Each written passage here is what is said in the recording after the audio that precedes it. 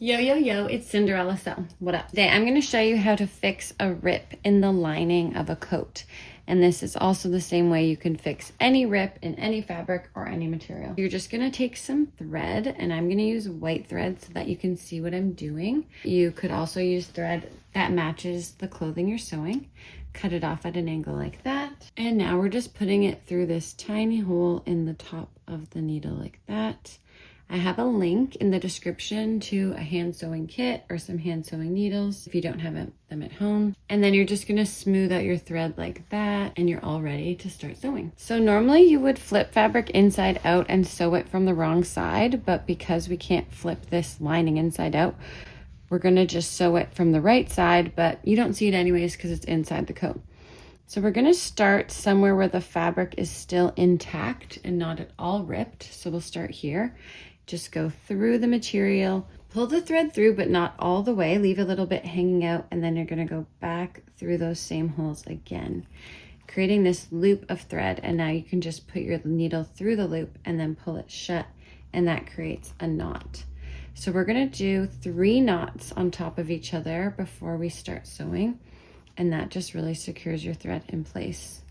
So you just do the same thing over and over, creating those knots, and now we're ready to start sewing. So you're just gonna pinch your fabric to see how it was before it ripped open, so you have an idea of how to sew it closed. So you can just hold it like that, how you want it to be, and then we'll just take your needle. We're just gonna go in through one side and out through the other side. And it's really as easy as that. We're gonna do that all the way along this rip, and you can do as many little stitches as you want, and every now and then just put your needle through that loop of thread and pull it shut, and that just really secures it in place. So you're just going to keep doing that all along until we close it up completely. So we're almost at the top of the rip, so we can do another of those knots going through the loop and pulling it shut.